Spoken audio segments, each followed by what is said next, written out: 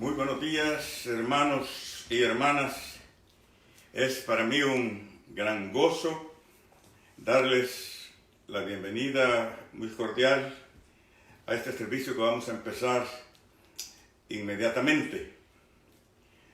La palabra de Dios nos dice: crea en mí, oh Dios, un corazón limpio y renueva un espíritu recto dentro de mí. No me eches de delante de ti, y no quites de mí tu Santo Espíritu. Vuélveme el gozo de tu salvación, y espíritu noble me sustente. Entonces enseñaré a los transgresores sus caminos, y los pecadores se convertirán a ti. Amén. Vamos a orar. Padre de la gloria, te damos gracias porque nos has permitido llegar a este momento en que vamos a celebrar este servicio virtual para todos los creyentes, especialmente, Señor, los miembros de la primera Iglesia Bautista Hispana en Columbia, Carolina del Sur. Pero todos los que están conectados son bienvenidos a escuchar la palabra de Dios. Te damos gracias, Señor, por este tiempo feliz que vamos a pasar. Dando gracias a ti por esta oportunidad nueva para servirte a través de tu palabra. En el nombre de Cristo te lo pedimos todo. Amén. A buscar la lectura bíblica en Mateo 8, 23 al 27. Mateo 8, 23 al 27. Y dice así la palabra de Dios.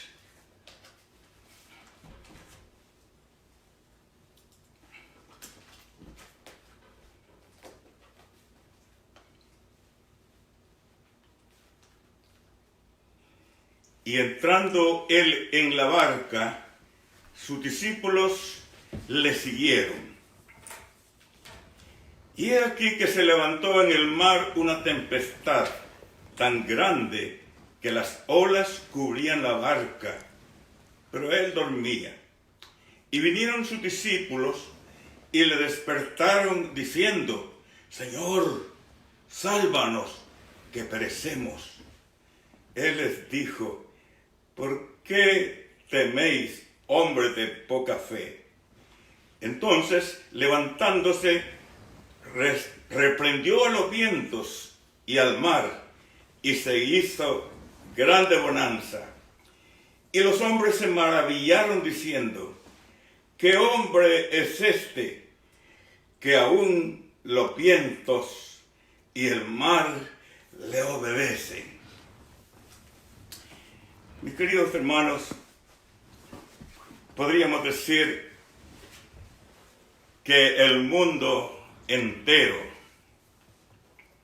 por supuesto, nuestro país y nuestros países de Latinoamérica y otros en el mundo, están pasando por esta tormenta. Algunos pensamos que debemos aquí practicar nuestra fe. Esta mañana, nuestra amada hermana Sandra Madera precisamente nos enseñaba acerca de la importancia de la fe. Y es interesante que nuestro tema tiene que ver mucho también con esto. En el libro del profeta Habacuc,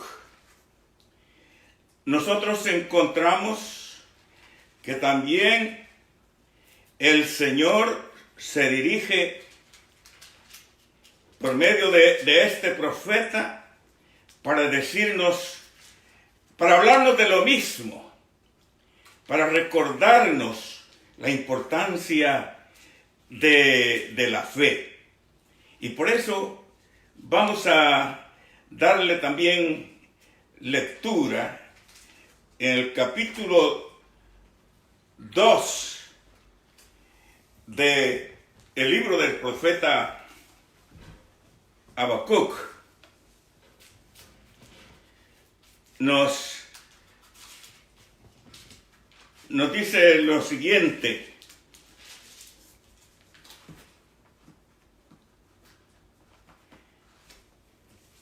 oración de Habacuc.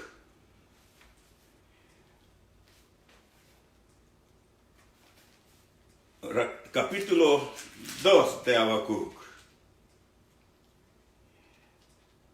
2 del 1 hasta el 4. Sobre mi guarda estaré, y sobre la fortaleza afirmaré el pie, y velaré para ver lo que se me dirá. ¿Y qué he de responder tocante a mi queja? Jehová me respondió y dijo: escribe la visión y declárala en tablas, para que corra el que leyere en ella. Aunque la visión tardará aún por un tiempo, mas se apresura hacia el fin, y no mentirá. Aunque tardare, espéralo, porque sin duda vendrá, no tardará. He aquí aquel cuya alma no es recta, se enorgullece, mas el justo por su fe vivirá. En el capítulo de Mateo que acabamos de leer, nos encontramos con una tormenta que arreciaba, los vientos soplaban fuertes, había muchas olas y el barco se llenaba de agua y casi se hundía. Pero estando el maestro con ellos, él dormía muy tranquilamente. Y ellos vinieron a despertarlo y le dijeron: Señor, Señor, sálvanos, que perecemos. Y él les contestó y les dijo: hombres de poca fe, ¿por qué dudasteis? Y enseguida, dirigiéndose al viento y al mar que azotaba la barca, ordenó que se estuvieran quietos. E inmediatamente el mar se calmó y estuvieron quietos y se quedaron asombrados de ver cómo hasta el mar y los vientos le obedecen. Y decían: ¿qué hombre es este que aún los vientos y el mar le obedecen? Sí, porque Él es el Señor. Y el Señor está sometido a absolutamente todo. Él tiene siempre una palabra de poder. Él tiene siempre una palabra de aliento. Él tiene una palabra de esperanza. Y tiene también una palabra de enseñanza y de reprensión. Porque nuestro problema, y el problema del mundo en general, es la falta de fe. La Biblia nos dice que fue el necio el que dijo, no hay Dios. Una necedad, porque a Dios lo vemos en todas partes. Si subimos a lo alto, ahí estás tú, dice la Escritura. Si tomare las alas del alba y volare, aún allí me guiará tu diestra. Y donde quiera que yo vaya, ya sea arriba o abajo, o a donde sea, me voy a encontrar con Dios. Por eso el escritor sagrado dice, ¿a dónde huiré de tu espíritu? No podemos escondernos ni escapar de Dios. Cuando nuestro padre Adán y nuestra madre Eva pecaron contra Dios, el Señor, el Dios Todopoderoso, tomando en cuenta que Adán se escondía entre los árboles del bosque, en el jardín del Edén, la pregunta que Dios le hacía desde su voz era esta: Adán, ¿dónde estás tú? ¿Dónde estás tú? Es decir, Adán no podía escapar. Por lo tanto, le advirtió que tenía que salir del huerto del Edén. Y tenía que vagar. Y tenía que sufrir. Le dijo que el trabajo sería para él una fatiga. Ganarás el pan con el sudor de tu frente. Y a la mujer también le dijo, sufrirás mucho en los dolores de parto. Y había un castigo. Por eso Pablo dice que por cuanto la muerte entró por un hombre, así también la vida entró por un hombre, Jesucristo.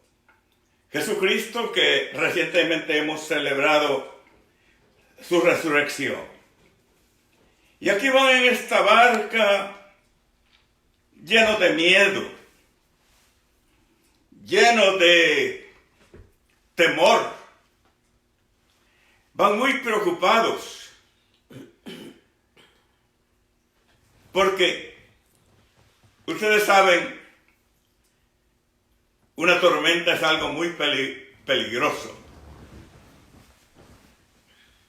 Hay un himno que dice, aunque ruja la tormenta, no tendré ningún temor. La fe, mis hermanos, hace que no exista el temor aún en medio de la más horrible tormenta por la que estemos pasando, o por el riesgo que nosotros pasemos. Recién venidos a los Estados Unidos, estudiábamos en el seminario en la ciudad de Chicago y habíamos estado en Detroit, Michigan, para celebrar la instalación del reverendo José René Cedillos como pastor de la primera iglesia bautista de Detroit, Michigan. Y como no teníamos experiencia en esto de la consulta del tiempo antes de salir, hemos salido sin precavernos la enorme tormenta que nos esperaba en el camino. Mis hermanos, el hielo estaba muy grueso. Nuestro carro no estaba preparado, era un carro viejito. Y con ese carro caminamos sobre el hielo sin tener ninguna experiencia en este tipo de carreteras. A nuestros lados mirábamos esas enormes trocas que habían volcado buscábamos un lugar donde apartarnos para ver si había un hotel o algo, pero no vimos ninguno. Era la carretera llena de hielo y cayendo nieve, y por todo el camino veníamos nosotros caminando, y yo les digo a mis compañeros que venían conmigo, incluyendo a mi esposa, que estaba esperando a uno de nuestros bebés, y a otro amigo que venía con nosotros, yo le digo,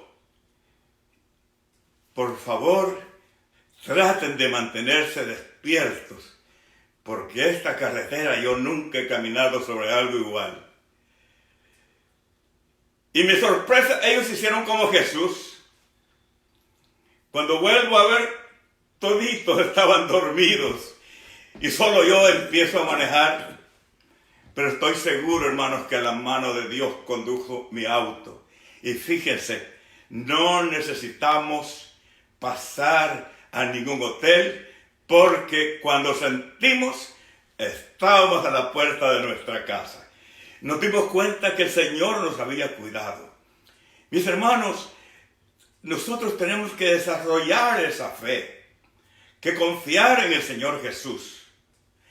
Hoy estamos sufriendo una tormenta, podríamos llamarle así, porque hay temor en todo el mundo. El virus se ha expandido por todas las ciudades de Europa y sobre todo aquí en los Estados Unidos. Habían anunciado que la línea del plató iba a empezar a manifestarse, iba a empezar a declinar y a enderezarse. Pero para sorpresa, estos 2 días pasados, esta semana ha sido crucial y han aumentado todavía más la cantidad de contagiados con el virus y la cantidad de muertos. De tal manera que la gente está asustada, porque de todas maneras la pandemia llega. Una de las noticias que estábamos oyendo es que, incluyendo unas personas que habían estado en cuarentena rigurosa, nos explican cómo de repente uno de ellos resultó contagiado con el virus. Él estaba en una cuarentena por casi 30 días, sin entrar ni sin salir de su casa. Y todos estaban en cuarentena. Él nos explica cómo es que él se contagió con este virus. O sea que cualquier cosa puede suceder. Hermanos, no tengamos temor. Es una tormenta crucial que azota nuestra vida en estos momentos. Pero Dios es poderoso más que esa pandemia. Yo no sé cómo se va a resolver. Los científicos están confundidos. Unos dicen una cosa, otros dicen otra. No se sabe si una vez contagiada una persona y luego de curarse queda inmunizada, o si puede volver a tener el virus. Todavía no se sabe eso. No se sabe si algunos medicamentos que están ofreciendo al final de cuentas surtirán efecto, aunque ya los empezaron a usar en algunas ciudades. No lo sabemos. Y el mundo por todos lados vemos angustia, preocupación, escasez de alimentos, la gente que no pudo, ya sea por falta de trabajo o porque no tenía dinero, o porque no tuvo tiempo, no logró aprovisionarse. Y en muchos hogares están carentes de comida, de artículos para prevenirse como las máscaras, guantes. No todos tienen eso en sus casas. De modo que es motivo suficiente para uno estar afligido. Pero yo les digo, mis queridos hermanos, de una cosa estoy seguro: el justo por su fe vivirá. Tenemos que llenar nuestro corazón de fe. Tenemos que orar todos. Tenemos que pedirle al Señor que nos dé valor, que nos permita tener tanta fe que ningún mal pueda con los hijos de Dios. El apóstol Pablo, en el capítulo 8 del libro de los Hechos, dice que todas las cosas ayudan para bien a los que Dios ama. Esta es una verdad bíblica que no la podemos ignorar. Si amamos al Señor, todas las cosas van a ayudar a nuestro bien. Y la tormenta pasará y vendrán nuevas esperanzas para los que confían en Jehová. Pero si así no fuera, mis hermanos, y el Señor quisiera llamarnos a su presencia, no tendría a los creyentes que preocuparse absolutamente por nada, porque es simplemente el Señor el que nos llama a su hogar para vivir eternamente con Él. Por eso no hay temor. Y eso lo podemos decir desde la fe, desde la profundidad de la fe. Podemos confiar en que la tormenta pasará. Y después de la tormenta ni nos acordaremos lo que pasamos por ella. Mis hermanos, tenemos que llenarnos de mucha fe, de mucha esperanza. Tenemos que confiar en el Señor y pensar por qué estamos los creyentes aquí en este mundo, aquí en este país, aquí en esta ciudad. Mis hermanos, somos los responsables de evangelizar al mundo y de solidarizarnos con los que sufren y de ayudar a aquellos que están particularmente más necesitados. Somos los embajadores trayendo el ministerio de la reconciliación a este planeta. Somos los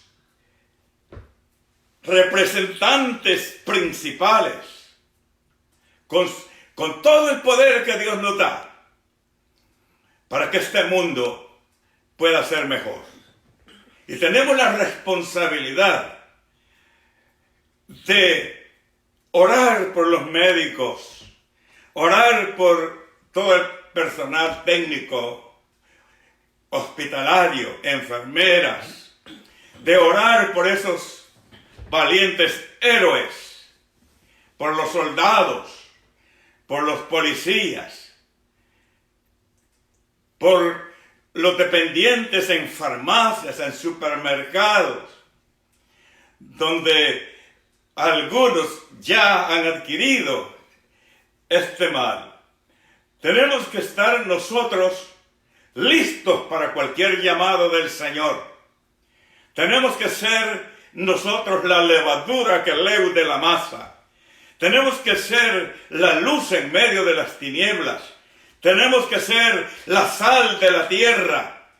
Tenemos que ser los enviados del Señor Jesús para ayudar y para hacer más suaves los momentos por los que la humanidad está pasando. No somos científicos. Somos pastores. Y lo que anunciamos es lo que percibimos de la santa palabra de Dios. Pero es importante que reconozcamos que podemos ser nosotros agentes de cambio. Podemos ser nosotros la sal de la tierra. La sal de la tierra que no pierde su sabor. Porque si lo pierde, dice el Evangelio, ¿con qué será salada? Fíjense ustedes qué interesante es esta metáfora de la sal. Porque la sal es un elemento que cuando es traído a nuestra comida, se pierde. Nosotros ya no podemos ver la sal.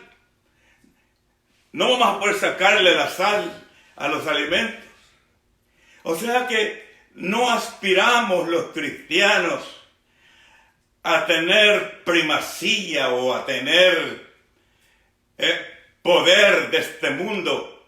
Aspiramos nada más a ser lo que el Señor dijo que fuéramos. La sal de la tierra, perdidos a veces, sin buscar ningún reconocimiento en medio de las múltiples necesidades y en medio de las multitudes que todavía no conocen al Señor Jesucristo. Pero la sal tiene también otro atributo. Cuando uno está cenando, nunca pide que le sirvan un plato con sal para comerla. No es así que se utiliza la sal. Tampoco usamos la sal en demasía. Si le ponemos mucha sal a la comida, ya se arruinó. Si no le ponemos suficiente, ahí estamos cargando la comida después con el salero. Pero la sal tiene esa metáfora de enseñarnos lo necesario que es, aunque parezca tan pequeño su valor. Y de hecho, la sal es uno de los elementos quizá más baratos que se pueden comprar en el mercado. Pero cuánta falta nos hace cuando no está. Y cuánto daño nos hace cuando la hemos usado demasiado. Dios nos está diciendo, yo lo necesito. Como cuando el Señor llamó a Andrés y a Simón y a Jacobo, los hijos de Zebedeo, y les dijo, venid en pos de mí, y os haré pescadores de hombres. Nuestra tarea es, pues, trabajar por un mundo mejor, bajo la dirección divina. Trabajar por un mundo mejor, con humildad, con sencillez, pero con efectividad. Tenemos que redoblar esfuerzos. Tenemos que multiplicarnos.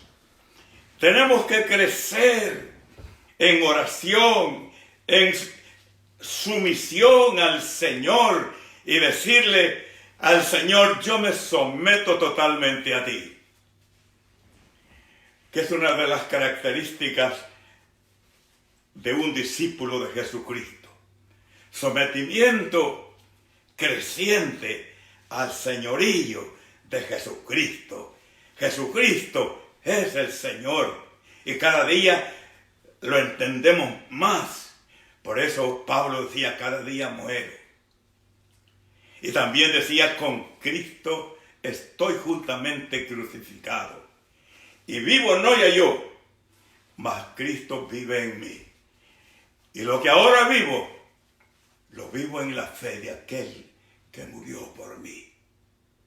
De manera, mis hermanos, que el Señor nos está llamando a ser siervos útiles, siervos consagrados, siervos humildes, siervos generosos, siervos honrados, siervos honestos, siervos que podamos ser ejemplo sin proponernos un papel preponderante, pero sirviendo al Señor con honestidad, con honradez, con humildad. Yo anhelo servir al Señor así, servirle hasta donde Él quiera y hasta donde Él me lo permita, siempre con reconocimiento de que el Evangelio es del Señor, de que la iglesia es del Señor, de que de Él es el mundo habitado, de Jehová es el mundo y los que en él habitan, de Jehová es la tierra y su plenitud. Él es el dueño, Él es el Señor, y por lo tanto yo me someto a Él, confiando en su amor, en su poder y en su misericordia.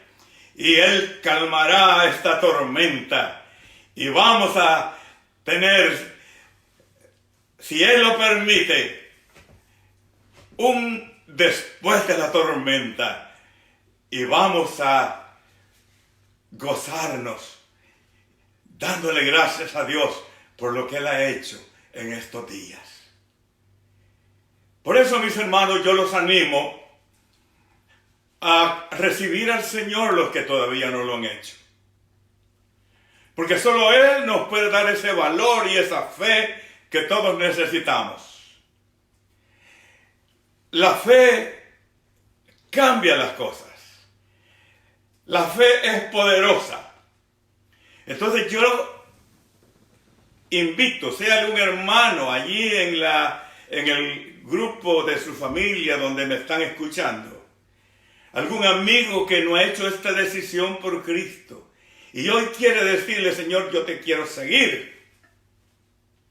Hágalo, mi querido amigo, entregue su corazón a Cristo, pídale que Él venga a morar en su corazón, dele gracias por morir en la cruz, por sus pecados. Dele gracias porque Él tomó su lugar en la cruz y que una vez que Él nos ha perdonado, ya no debemos nada. Dice el libro de Hebreos que la carta, el documento en que estamos comprometidos por nuestros pecados, Jesucristo lo ha clavado en la cruz. Ya no tenemos esa deuda. Ya no somos inconversos, ya somos hijos de Dios. Usted puede venir hoy al Señor. Yo le invito a que venga. Vamos a orar. Si mientras estamos orando usted quiere venir, es bienvenido. Gracias, Señor, por tu palabra. Gracias por tu amor. Gracias por tu misericordia para con nosotros. Gracias porque nos has dado la fe como un regalo, ya que por gracias somos salvos y no de nosotros, pues es un regalo tuyo. No por obras para que ninguno pueda gloriarse. Y Padre Santo, yo te ruego por esa persona que está tomando una decisión en este momento. Que pueda, Señor, llenarse de valor y recibir a Cristo este momento como Salvador y Señor personal. Damos las gracias a ti en el nombre del Señor Jesucristo, nuestro Salvador. Amén. Que la paz del Señor, nuestro Dios Todopoderoso, que el amor de Cristo, nuestro Salvador, y la comunión de su Santo Espíritu sea con vosotros, ahora y para siempre. Que Dios les bendiga. Hasta la próxima. Los esperamos siempre.